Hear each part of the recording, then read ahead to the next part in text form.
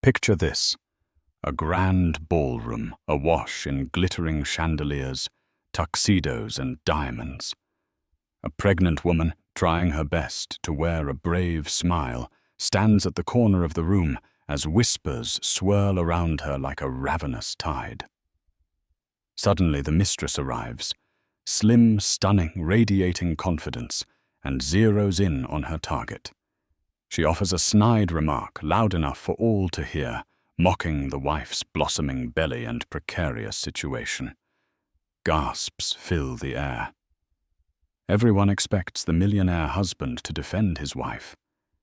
Instead, silence reigns. Until the pregnant wife makes a move no one saw coming.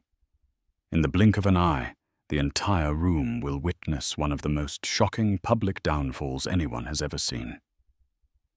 4 years before that electrifying charity gala, the wealthy entrepreneur Joseph Joe Chadwick, heir to the Chadwick real estate empire, married Charlotte Rivers in an exclusive ceremony at St. Ignatius Church in New York City.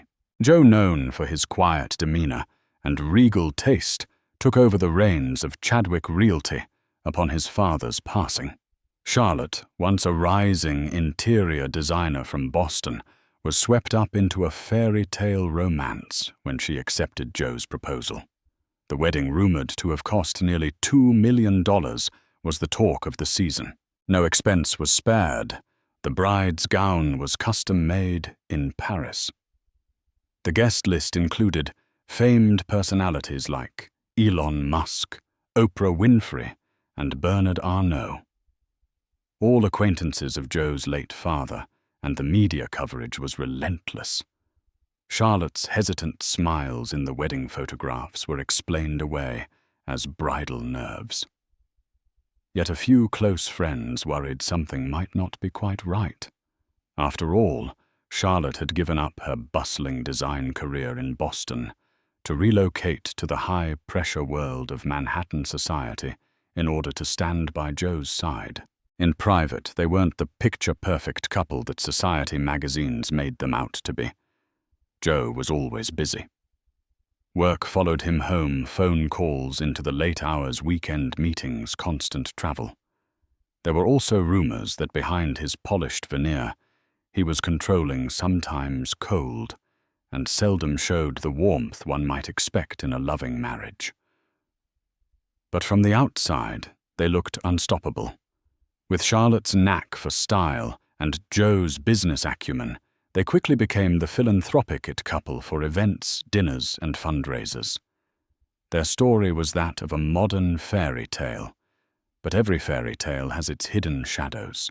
After they were married, Charlotte was immediately introduced into Joe's philanthropic network. The Chadwick name had funded hospitals, scholarship programs, and art museums for over half a century. Joseph's father, the late Warren Chadwick, had built not just a real estate empire, but also a reputation for giving back. It was his father's legacy that Joe was determined to uphold more to honor him than for genuine altruism, or so Charlotte suspected. Over time, these posh charity galas and black tie events began to take a toll on Charlotte. She was expected to mingle flawlessly, to host dinner parties, to decorate lavish penthouses for donor gatherings, sometimes with less than a week's notice. If anything went awry, Joe's disapproval was palpable. He never yelled or cursed. Instead, a cold glare or a silent drive home would leave Charlotte feeling like she was walking on eggshells. Despite her reservations, Charlotte quietly endured the demands. Part of her believed that once the frantic pace of their new life settled, Joe would open his heart to her. She had, after all, married him out of a combination of love, admiration, and the desire to make him proud.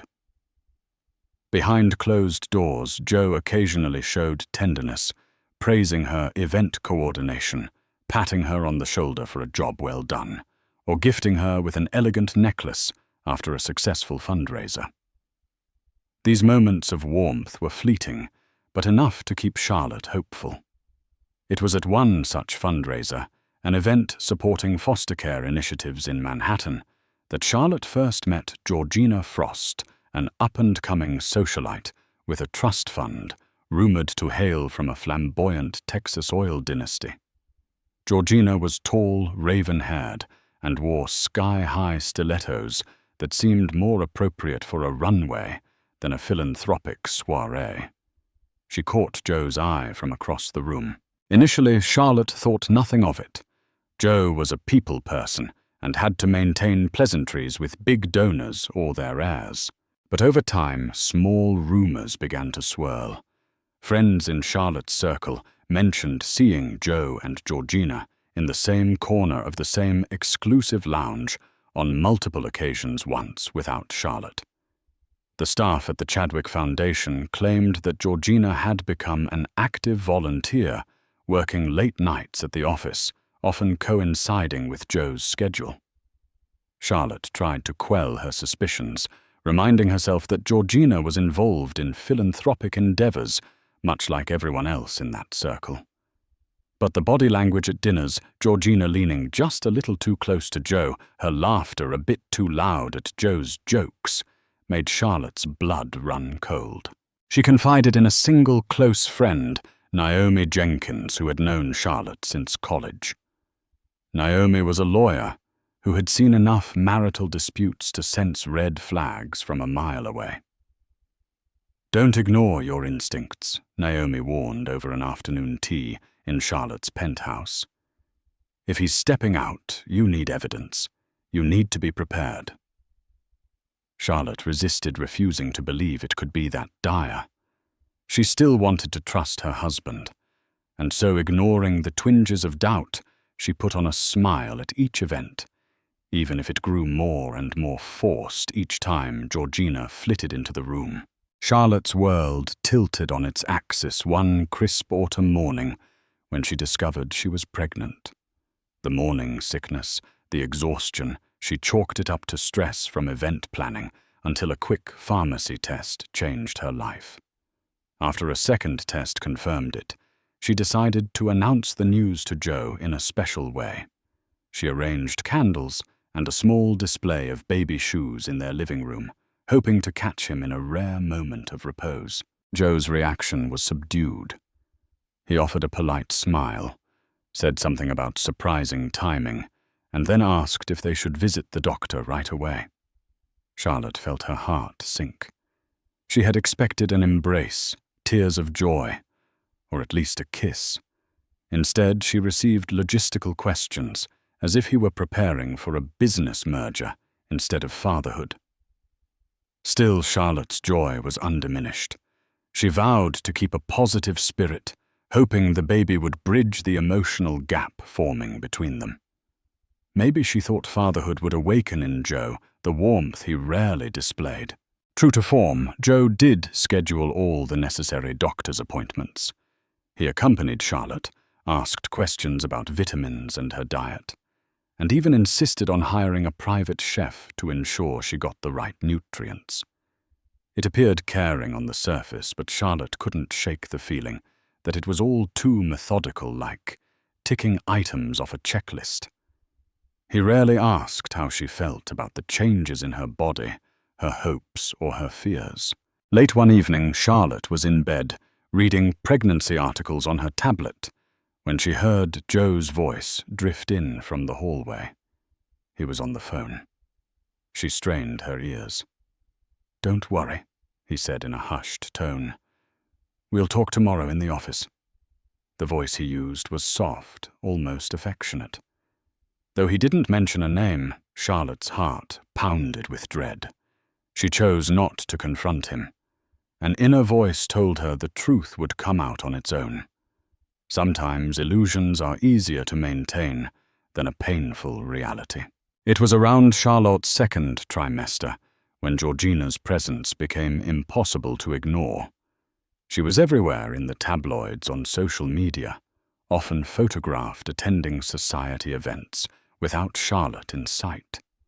A mutual acquaintance mentioned that Georgina was named a special advisor to the Chadwick Foundation's new initiative on sustainable housing. Charlotte had never heard of such a role. More suspiciously, Georgina and Joe were spotted outside a boutique hotel just having coffee, according to the gossip columns. The strain of it all caused Charlotte's eyes to well with tears at unpredictable moments. Still, she clung to a semblance of dignity and told herself Georgina was just another social climber who latched on to wealthy men for attention. Joe assured Charlotte that Georgina's father, Randolph Frost, was a significant donor, and Georgina's input was part of a broader philanthropic partnership. Charlotte, desperate to maintain her marriage and protect her unborn child, tried to believe him, but that gnawing sense of betrayal never left her. Throughout her pregnancy, Charlotte began noticing subtle changes in Joe. He started coming home even later, often with vague excuses. Weekend getaways or dinners that he claimed were work-related suddenly multiplied. Meanwhile, Charlotte was left feeling isolated, filling her time with prenatal yoga reading about baby care and meticulously designing the nursery in their sprawling penthouse. On her own, Charlotte decided to investigate. She rummaged through Joe's study one afternoon and found a receipt for an expensive bracelet from Tiffany & Co., dated around Valentine's Day. She never received any such gift. Later, she discovered a key card for a suite at the Park Hyatt. Panic fluttered in her chest as she realized the suite's date correlated with one of Joe's supposed business conferences. Grief-stricken and uncertain, Charlotte confronted him that evening. Joe looked at her calmly and asserted it was a misunderstanding. The bracelet had been for a loyal donor, an older woman he was trying to impress for a major foundation grant. The suite, he claimed, was for a visiting business associate. Charlotte knew the explanation was flimsy, but she lacked proof to refute him outright. Weary and heartbroken, Charlotte turned again to her old friend Naomi for counsel. They met in Naomi's law office away from prying eyes and the gilded walls of the Chadwick penthouse. Naomi was blunt. "You need to protect yourself and your child. If he's cheating, you need a contingency plan." Naomi laid out a scenario in which Charlotte would gather solid evidence of Joe's affair. If Charlotte could prove adultery, she would have a stronger position in any potential divorce settlement, especially crucial if she wanted to secure her child's future. But Charlotte balked at the idea of a divorce. "I'm pregnant," she said, tears brimming. "I can't just give up." Naomi took her hand. "Sometimes letting go is the strongest thing you can do," she said. "Just be prepared." A few weeks later, Charlotte received a phone call from an unfamiliar number. A woman's voice, trembling, identified herself as Beverly Chen, an administrative assistant at the Chadwick Foundation. Beverly was hesitant to reveal anything at first, but she insisted she had vital information for Charlotte. They agreed to meet in a discreet cafe on the Lower East Side, far from the usual upscale Manhattan spots. Over a cup of chamomile tea, Beverly confessed she'd seen suspicious emails between Joe and Georgina, filled with personal sentiments and allusions to weekends away. She had overheard phone calls where Georgina referred to Charlotte as the clueless wife, and most nauseatingly, Georgina would frequently say, "I can't wait until the baby is born, so we can ship it off to a nanny and have our fun." Beverly's eyes brimmed with tears, as if she couldn't bear to keep the secret any longer. "I know what it's like to be ignored," Beverly whispered. "I couldn't watch you suffer without at least telling you the truth." Charlotte clutched her teacup, heart pounding with a mix of fury and heartbreak. This was no longer speculation. Joe was having an affair, and Georgina was mocking Charlotte, even ridiculing her unborn child. Armed with Beverly's revelations, Charlotte felt her resolve harden like steel. She was not the naive interior designer from Boston anymore, nor was she the docile wife who blindly followed her husband to every social event. She was a mother determined to protect her child. Charlotte decided to hire a private investigator, a recommendation that Naomi had made months ago. The investigator, a composed woman named Ellen Price, specialized in high-profile cases with absolute discretion. Within days, Ellen confirmed what Charlotte already suspected. Joe and Georgina were renting a lavish condominium on the outskirts of Soho for their clandestine meetings. Ellen provided dates, times, photographs, and even recorded phone calls, enough evidence to shatter Charlotte's heart into 1,000 jagged pieces. But amidst the tears, Charlotte felt a strange sense of liberation. She no longer had to pretend. She had facts and the means to protect herself and her unborn child. The next step was to figure out how and when to confront Joe. More importantly, she had to do it in a way that would leave no room for him to manipulate her or tarnish her reputation. She needed to do it publicly, where Joe's carefully curated persona would work against him. As fate would have it, the Chadwick Foundation's annual holiday charity gala was just weeks away. This event was always a star-studded affair, with guests from the upper echelons of business, politics, and entertainment. The press coverage was immense. Cameras rolled from the moment guests stepped out of their limousines onto the red carpet. Charlotte typically dreaded such gatherings, but this year she saw it as an opportunity. She reached out to Naomi and quietly set a plan in motion. If Joe was going to flaunt his mistress in public, even if only through subtle gestures, then Charlotte would ensure the entire world saw the truth. And if Georgina dared mock her at this event, pregnant belly, and all, Charlotte wanted the power to strike back in the most controlled, strategic way possible. Over the next few days, Charlotte worked tirelessly behind the scenes. She arranged with Naomi's legal firm to have the divorce papers finalized, citing Joe's affair as the grounds. She prepared a separate envelope containing the damning evidence photographs, transcripts, receipts, all of it. The crowning detail was the place and manner in which Joe would be served under the brightest spotlight of them all. On the night of the holiday charity gala, the ballroom of the Waldorf Grand was transformed into a winter wonderland. Glittering icicle lights hung from the ceiling, elegant ice sculptures adorned the reception area, and white floral arrangements lined the tables. Guests arrived in tuxedos and evening gowns, smiling for the paparazzi. Charlotte, now nearly 6 months pregnant, wore a custom midnight blue dress that accentuated her growing belly with dignified elegance. She arrived alone. Meanwhile, Joe arrived in a separate limousine with Georgina. Though they did not walk the red carpet together, Joe was still cautious. The insiders knew they were a couple. Georgina wore a gleaming silver gown, cut low at the back, turning heads with each step. If there was any doubt about her sense of triumph, it was erased by the smug smile she gave to the cameras, as if relishing her moment in the limelight. Charlotte remained composed, greeting old acquaintances and donors with practiced poise. She could feel Georgina's eyes on her from across the ballroom, but she refused to acknowledge it. She had a mission, and the night had only just begun. As the evening's program commenced, Joe went on stage to deliver a welcome speech on behalf of the Chadwick Foundation. He thanked the donors, praised the volunteers, and announced a new expansion project for affordable housing. No doubt something Georgina had a hand in orchestrating.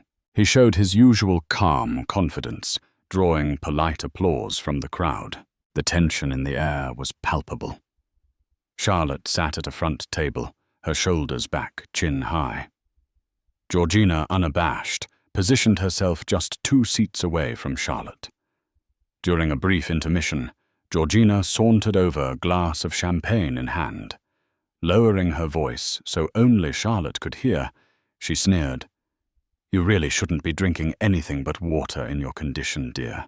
Or is that baby your only claim to the Chadwick name now? Charlotte's chest tightened, but she remained outwardly calm. I'm perfectly fine, she replied softly. And so is my child. Georgina gave a dismissive laugh. We'll see how long that lasts. With that, she strode away, leaving Charlotte seething. But Charlotte wouldn't rise to the bait. She had bigger plans. The show truly started when Georgina took the stage as the newly appointed Director of Donor Relations to introduce a musical performance. Flanked by a string quartet, Georgina spoke into the microphone about the Foundation's philanthropic spirit, throwing in pointed jabs at traditional families who face challenges they may not be ready for, drawing side eyes from those who suspected what she was implying. The crowd, a mix of oblivious socialites and keen observers, exchanged murmurs. Some saw through Georgina's facade. Others thought she was merely alluding to general philanthropic issues. But for Charlotte, each word felt like a knife. Her cheeks burned, her heart raced. She could see Joe on the sidelines, arms crossed, looking vaguely amused. Or was it nervousness? The mistress was mocking the pregnant wife in front of everyone, acting as if she had some moral high ground. Little did Georgina know, Charlotte had one final scene to stage. After Georgina's speech, guests began to mingle again. High-profile donors approached Joe to discuss potential partnerships, while Georgina basked in her 15 minutes of fame. Charlotte's hand drifted to her belly, and she steeled herself for what was coming next. Naomi, seated discreetly at a table near the back, made eye contact with Charlotte and nodded. The moment had arrived. The Master of Ceremonies announced a special segment, a surprise presentation by Charlotte Rivers Chadwick. People applauded politely, curious. Charlotte made her way onto the stage, microphone in hand. Spotlights illuminated her, revealing the slight tremor in her posture, but her voice when she spoke was clear and unwavering. She began by thanking the donors and expressing her gratitude for the philanthropic legacy of the Chadwick family. Her words carried a sincerity that contrasted sharply with Georgina's smug monologue. Then, with a calm that belied the turmoil in her heart, Charlotte took a steady breath. I would like to invite my husband, Joseph Chadwick, on stage for a brief announcement. The crowd clapped, and Joe approached his face carefully, neutral. Georgina stood in the shadows, arms folded, lips pressed into a thin line. She had no idea what was coming. As Joe joined Charlotte under the lights, she gave a poised smile. Joseph, for the past few months, we have supported each other through various philanthropic endeavors. At least that's how it may have appeared. The crowd fell silent, sensing tension. The cameras were rolling, capturing every moment. Charlotte continued. But tonight I must speak a truth that weighs heavily on me. I stand here not just as your wife, but as the mother of your unborn child. And while I believed we were building a future together, it appears there's another story, one that involves betrayal, secrecy, and dishonor. The audience stirred. Some gasped. Some looked at one another, unsure how to react. In the corner, Georgina turned pale, her confidence wavering. Charlotte drew out a manila envelope and held it up.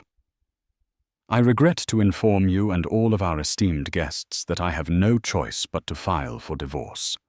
She handed the envelope to Joe, who stood frozen, shock flickering across his features.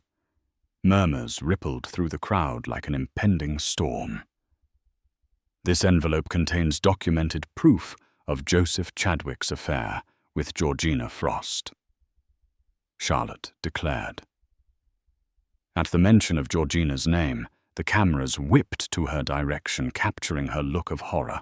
There are photographs, receipts, and statements that I'm sure will thoroughly explain why I've reached this decision.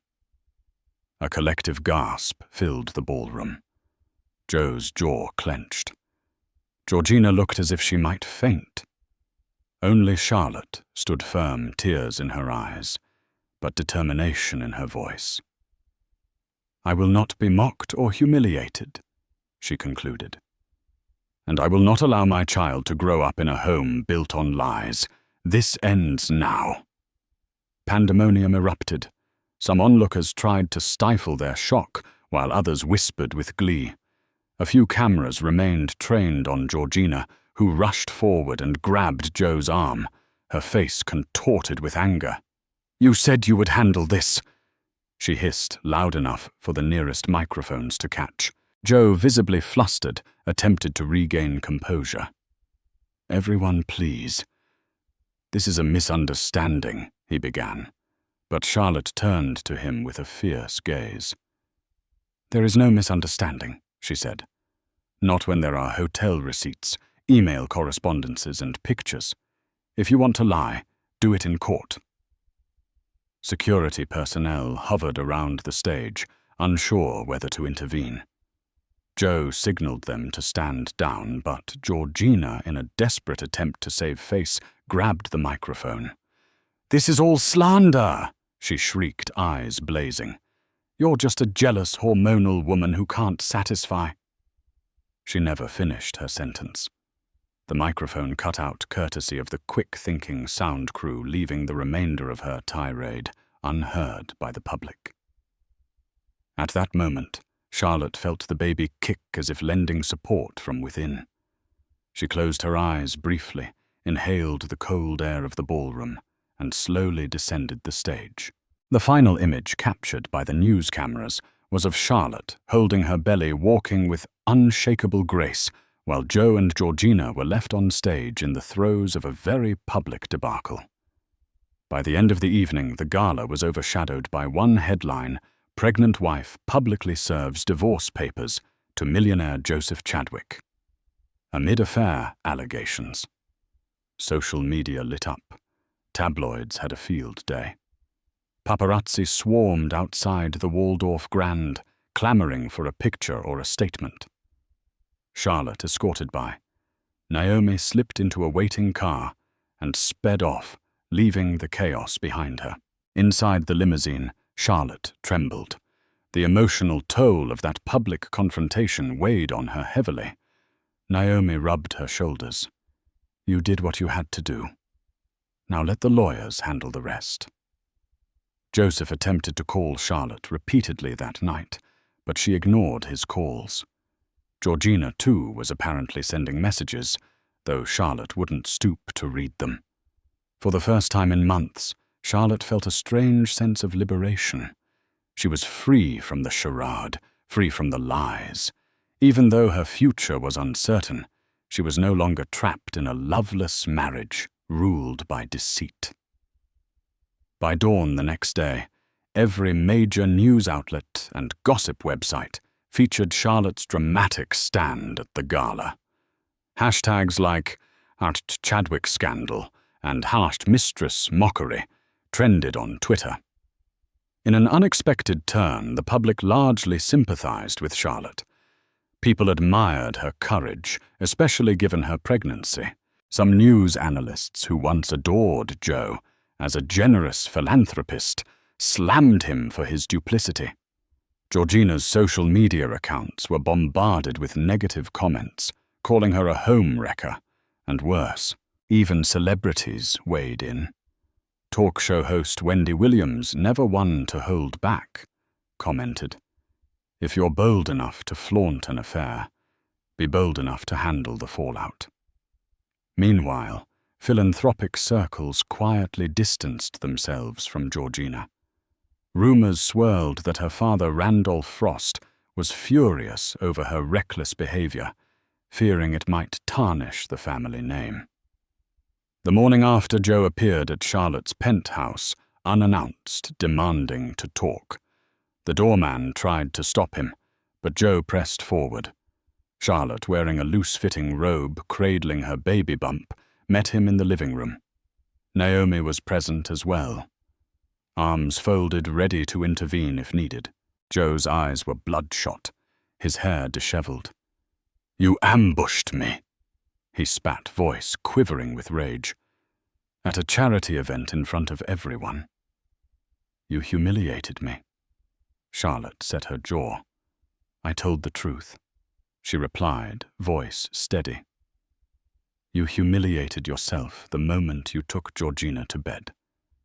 He raked a hand through his hair, pacing. "We could have handled this privately. The donors are in an uproar. The board is calling for my resignation."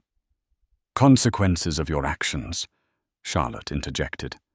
"I owe you no sympathy." Joe attempted to shift tactics, pleading with her to reconsider. He promised to end the affair, to be a proper father to their child. But each word fell flat. Charlotte stared at him, tears swimming in her eyes, remembering the months of suspicion, the late-night calls, the hateful mockery from Georgina. She shook her head. "I'm done," she said. "If you truly want to be a father, you'll do so under the terms I dictate through my legal counsel." With that final statement, Charlotte walked away, leaving Joe in stunned silence. Naomi followed him to the door, escorting him out. Once he was gone, Charlotte retreated to her bedroom and allowed herself a moment to break down. The tears flowed in torrents. She grieved for the marriage she thought she had, the love she had once believed could grow, and the father her child might never truly know. Yet beneath the heartbreak burned a steadfast determination. Charlotte swore she would protect her baby from any future manipulations. If Joe wanted to be involved, it would be on her terms, not his. And as for Georgina, Charlotte's hopes were that Joe would one day realize the difference between a fleeting affair and real companionship, though Charlotte no longer cared to witness that lesson unfold. Over the next few weeks, Naomi and her team tirelessly negotiated the divorce terms. Joe initially resisted refusing to settle with the full demands Charlotte proposed, particularly her request for sole physical custody. He insisted he wanted equal rights to the child, claiming that the baby was as much his as hers. Charlotte's legal team argued that his unstable behavior and proven infidelity were grounds to limit his parental involvement until he showed genuine responsibility. Meanwhile, Georgina vanished from the social scene. Rumors circulated that her father had cut off her allowance and scolded her for bringing such disgrace to the family name. Some said she was hiding out in Europe, others that she was staying at an upscale clinic in California, dealing with emotional stress. Charlotte paid no attention. Georgina's fate was no longer relevant to her life. The winter months were especially cold that year. The swirling snow outside matched the swirling uncertainties in Charlotte's life. Despite all the turmoil, she found solace in preparing for her baby's arrival. She busied herself with setting up the nursery, folding tiny clothes, researching strollers, and reading parenting books. Each little act reminded her that there was hope, there was joy to be found in the new life forming inside her. She also began returning to her roots in interior design, taking on small projects for close friends. It was a way to reinvigorate her creativity and reclaim a piece of her old self, the Charlotte who had her own aspirations and wasn't defined by the Chadwick name. Occasionally, she would wonder if she had done the right thing by going so public with the divorce. Yet every time doubt crept in, she remembered Georgina's sneer and Joe's cold indifference. The truth needed to be exposed. In a bid to salvage his reputation and the Chadwick Foundation's donor base, Joe scheduled a press conference at the Foundation's headquarters. He read a prepared statement in which he apologized to anyone who was hurt by my personal decisions, and he specifically mentioned regret for his failures as a husband. Publicly, he pledged to continue serving as a board member, but stated he would step back from his day-to-day leadership role, citing personal reasons. The apology garnered mixed reactions. Some lauded him for owning up to his mistake. Others scorned him for not doing so sooner. Charlotte watched a snippet on the morning news. She noted how carefully crafted his words were. Not once did he mention Georgina by name, nor did he address the baby directly. She found it lacking sincerity. But at least the public pressure had forced him to acknowledge wrongdoing, a small victory in Charlotte's eyes. As Charlotte advanced into her 7th month of pregnancy, her emotional states oscillated wildly. She was elated at every kick and movement from her unborn child, yet nights were often sleepless, filled with anxiety about the future. Would she be enough for her baby? Could she provide the love and stability required all on her own? She had resources, yes, but money was never a substitute for emotional support. Sometimes thoughts of Joe haunted her dreams. She recalled the early days of their relationship dinner dates, walks along the Hudson laughter at random jokes.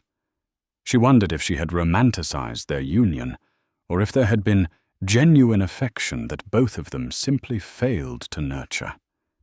Even so, she recognized that those fleeting good memories did not excuse the betrayal. The man who had once brought her roses had also shattered her trust. Loneliness became Charlotte's constant companion, so she took Naomi's suggestion and joined a prenatal support group.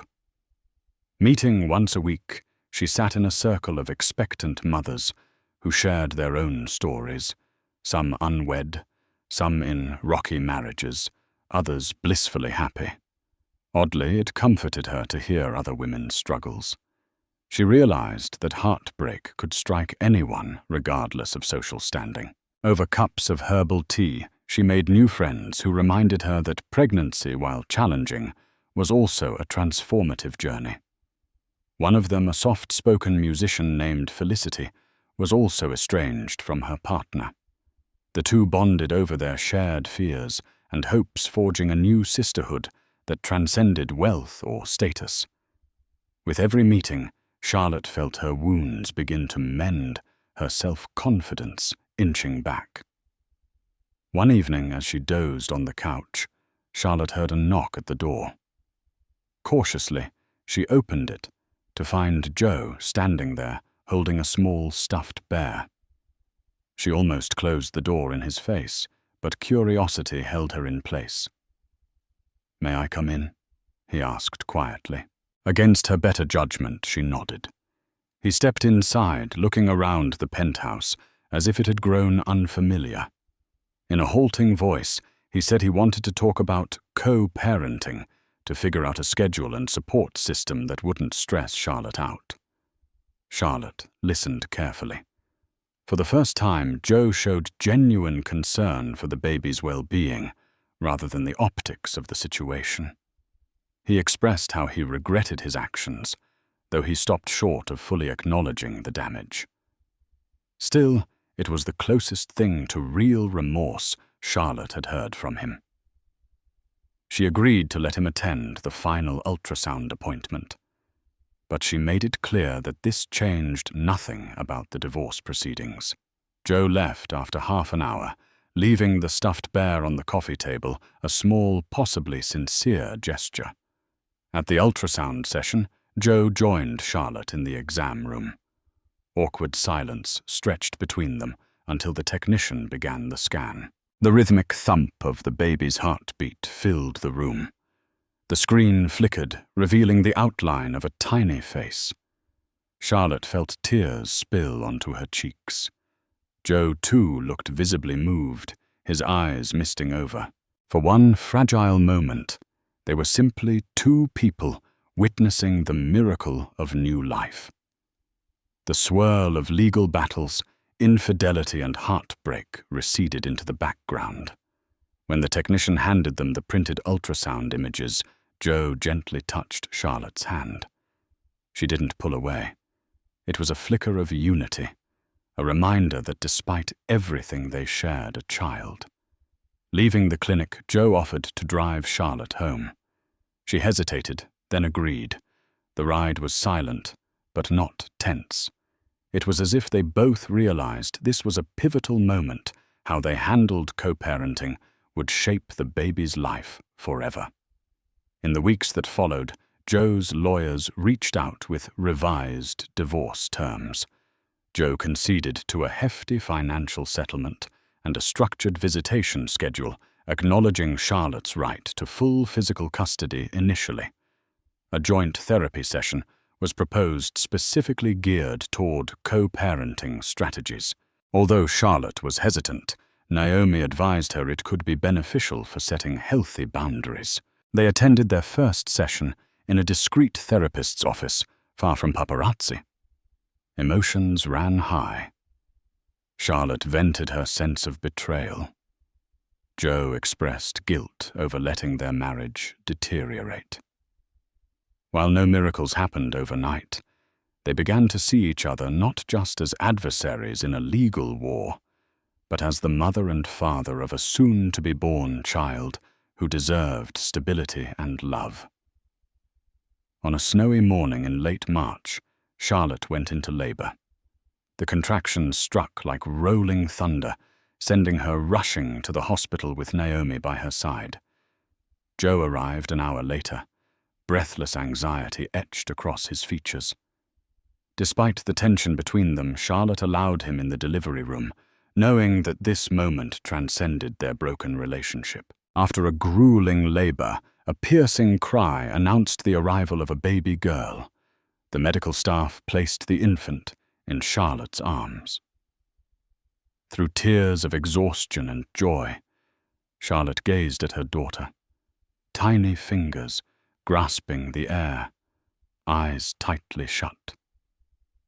Joe stood beside her, wiping tears from his own cheeks, carefully placing a hand on the baby's head. In that instant, the bitterness of the past year melted away, replaced by awe for the life they had created together. While they were no longer husband and wife, they had forged an unbreakable bond as parents. Once news of the baby's birth leaked, tabloids clamored for details. Speculations about the child's name weight and Joe's involvement ran rampant. Charlotte remained tight-lipped. She refused to give interviews, valuing her newborn's privacy above all else. Joe, too, stayed silent, only releasing a brief statement through his lawyers. We are grateful for a healthy delivery and respectfully request privacy as we focus on our daughter's well-being. Georgina was conspicuously absent from the narrative. No statements, no social media posts. It seemed she had retreated, completely cast out by high society circles that once welcomed her. In a world where reputation meant everything, Georgina had burned too many bridges. Whether she felt remorse or shame, no one could say. As Charlotte recovered in the hospital, Joe visited daily to see the baby. The tension that once choked their every interaction was replaced by a measured civility. They talked about feeding schedules, diaper brands, and doctor appointments. Occasionally, laughter would break through a soft reminder of simpler times. Charlotte began to realize that while she would always feel the sting of betrayal, the love she had for her daughter overshadowed the pain. She chose to focus on the present diaper changes, lullabies, and precious quiet moments. Joe, for his part, seemed genuinely committed to fatherhood. It didn't erase his past wrongdoing, but it was a step toward being there for his child. Months passed. Charlotte embraced motherhood with a fierce devotion. She also resumed taking more interior design clients, balancing her time between caring for her daughter, whom she named Isabella, and cultivating her re-emerging career. She moved out of the penthouse, purchasing a cozy townhouse in the West Village. Though smaller, it was entirely her own, a testament to her independence. Friends marveled at how she juggled single motherhood and a busy schedule. Charlotte, though, found a strength within herself she never knew existed. The heartbreak from Joe's affair and the public spectacle of the divorce had forged her into a stronger woman. She cherished the quiet evenings rocking Isabella to sleep, finding in those tender moments a sense of fulfillment she had long craved. On weekends, Joe took Isabella to the park or on short visits to his own residence. The arrangement went smoothly, thanks in large part to the therapy sessions and the clearly defined legal agreement. Charlotte sometimes felt pangs of sadness, seeing Joe cradle Isabella memories of what could have been drifting through her mind. But she resolved to keep the peace for Isabella's sake. Over time, they found a rhythm. While Joe remained somewhat distant emotionally, his love for Isabella was evident. He kept a nursery in his own home, stocked with everything she might need. Gradually, Charlotte softened, recognizing that fatherhood had opened a corner of Joe's heart she had never fully seen. Though the damage to their marriage was irreparable, the gift of a child offered them both a chance to cultivate a different kind of family dynamic, respectful, if not affectionate. Occasionally, Charlotte would hear rumors about Georgina's whereabouts. One tidbit placed her in a luxury rehab facility in Malibu, dealing with reported exhaustion and mental health issues. Another gossip column suggested she was attempting to write a tell-all book about her experiences with high-profile men. Charlotte rarely paid such rumors any mind. She had won her own battle, her dignity and her child's future were secure. One day, Charlotte stumbled upon an old photograph from the ill-fated Gala, capturing Georgina mid-sneer as she directed a mocking jibe at Charlotte's pregnant form. For a moment, Charlotte felt anger resurfacing. Then she looked down at Isabella, peacefully napping in her bassinet, and let out a quiet sigh. Georgina was a relic of the past, a symbol of betrayal. Charlotte had moved on, had grown, and ultimately triumphed. No further vengeance or bitterness was necessary. Life took on a semblance of normalcy. Charlotte's business thrived as her designs caught the eye of affluent clients seeking tasteful, understated luxury. She also began a YouTube channel showcasing home design tips and do-it-yourself ideas for mothers on a budget wanting to break the myth that style was only for the wealthy. Her authenticity and expertise quickly garnered a loyal following. Isabella grew rapidly, babbling her first words and taking tentative steps across the living room floor. Each milestone brought Charlotte an indescribable joy. She documented these moments in a private scrapbook, a cherished keepsake of their mother-daughter journey. Some nights, she would gently place Isabella in her crib, recalling the day she stood before the world at a charity gala, pregnant and humiliated, but ultimately triumphant. It felt like a lifetime ago. Nearly a year after the gala, Charlotte found herself at a charity function, this time for a pediatric hospital wing funded by the Chadwick Foundation. She had been invited due to her design contributions for the children's play area. While she initially hesitated, she decided to attend. She wanted to show that she bore no ill will toward philanthropic causes themselves, and also to demonstrate her resilience. The event was smaller, more understated, focused on the patients and doctors rather than extravagant displays of wealth. Joe was there, cutting the ribbon with a local politician. He spotted Charlotte in the crowd and offered a small smile, a nod of recognition. She nodded back. The cameras didn't swarm them this time. The tabloids had moved on to fresher scandals. After the ceremony, Joe approached her to thank her for her design work. Their conversation was brief but respectful, a far cry from the explosive confrontation a year earlier. That evening, as Charlotte returned home, she reflected on how much had changed. She was no longer the timid wife overshadowed by her husband's ambitions. She was a mother, a professional, and a woman who had reclaimed her identity. She had faced betrayal and public humiliation, but emerged stronger with her self-worth intact. Joe, in his own way, seemed to be on a path of self-reflection. Whether that led to genuine personal growth or just another layer of pretense, Charlotte couldn't say. She found she no longer needed that answer. Her life's anchor was now Isabella, and nothing could undermine the happiness she cultivated for them both. The world.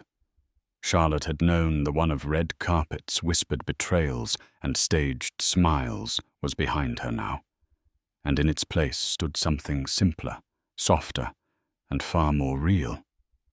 It began with curiosity, not commitment. Months after the birth of Isabella and the public unraveling of her marriage, Charlotte found herself ready to smile again. Not performatively, not politely, but truly. Her days were filled with lullabies, morning sunlight on the nursery walls, and client consultations that reignited her passion for design. Her townhouse, modest compared to the Chadwick penthouse, was filled with warmth, color, and the quiet hum of new beginnings. That's when she met Daniel. He wasn't part of the society circuit or the corporate elite.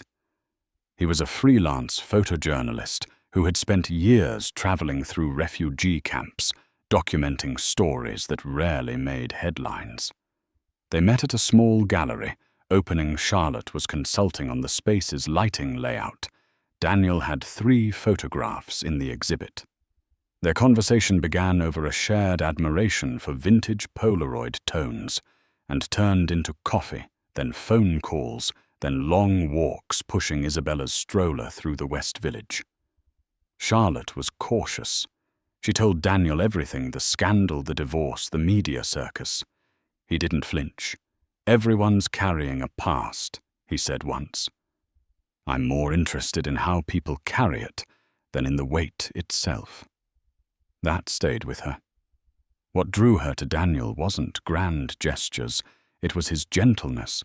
He never tried to replace what she had lost, never pushed her to move faster than she was ready for. He respected her boundaries. And when he looked at Isabella, it was with genuine affection, not obligation. He brought her small trinkets from his travels, tiny carved animals, colorful scarves, a harmonica that made the baby giggle uncontrollably. Their relationship unfolded like a sunrise, slow, patient, illuminating 1 inch of sky at a time. One weekend, as Daniel and Charlotte picnicked in the park with Isabella gurgling on a blanket between them, Charlotte caught herself nearly laughing. She looked over at Daniel, who was tossing breadcrumbs to nearby birds with one hand and bouncing Isabella with the other, and she felt it a quiet joy she hadn't known she missed. It wasn't just about romance. It was about safety, ease, a reminder that love didn't have to come wrapped in wealth or tied to legacy. It could bloom quietly, rooted in shared moments and mutual respect. Charlotte didn't know what the future held. She wasn't rushing to define it. But for the first time in a long while, she wasn't bracing for collapse. She was letting herself hope. And in that hope, her life began again. The morning sun filtered softly through the tall windows of Charlotte's townhouse, casting a golden hue across the nursery floor. The room was filled with gentle signs of life: a half-folded blanket, a picture book lying open beside a stuffed elephant, and in the crib, the gentle rise and fall of little Isabella's chest as she slept peacefully. Charlotte stood silently by the window, a cup of tea in her hand, her gaze not on the city below, but on the reflection in the glass of a woman she no longer fully recognized, yet had come to deeply respect. A year ago, her name had been splashed across headlines linked to a scandal that felt like the unraveling of everything she had built. Mistress mocked the pregnant wife at a charity gala. The millionaire was served divorce papers on stage. The world had watched, judged, speculated. For days, even weeks, her life wasn't hers. But now, as dawn wrapped around her like a soft shawl, she saw it differently. That night, painful and humiliating as it had become the moment she stopped shrinking and started standing. It had been her breaking point, but also her beginning. She turned from the window and walked to Isabella's crib, brushing a soft strand of hair from her daughter's forehead. The baby sighed in her sleep, curling slightly toward the warmth of her mother's touch. That simple gesture stirred something deep within Charlotte. It wasn't bitterness, it was clarity. She no longer thought of Georgina, the woman who had once sneered at her belly in public. Nor did she dwell on Joe's betrayal. Those memories had been processed, filed, and placed where they belonged in the past. Their presence no longer had the power to break her. What filled her now was something entirely new: peace, purpose, and the quiet thrill of a life reclaimed on her own terms. Her business was thriving. Her YouTube channel, once a hesitant idea born in the stillness of heartbreak, had found its voice. And more than anything, her home now echoed with love, laughter, and the steady rhythm of a mother and daughter learning the world together. Some might still call what happened to her a scandal. Others might forever link her name to a public takedown. But Charlotte knew better. It wasn't a scandal, it was a rebirth. She pressed a kiss to Isabella's forehead and whispered, "We made it." And in that simple truth, she found everything she ever needed to know.